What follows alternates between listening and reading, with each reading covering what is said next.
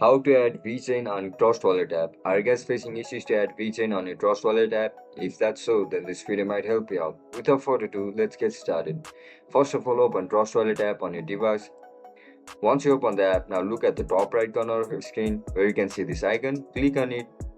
Now tap on search bar and search for VeChain. In order to add VeChain on your Trust Wallet app, toggle this option over here. Once you toggle it, now go back to your Trust Wallet homepage and click on it. Now you can see the option for receipt. With the help of this QR code and wallet address over here, you can receive Bitcoin from different crypto wallets. And that's it guys, that's how we're gonna add Bitcoin or VeChain on Trust Wallet app. If you guys found this video helpful, don't forget to like, share and subscribe to our channel. See you in the next one. Bye bye.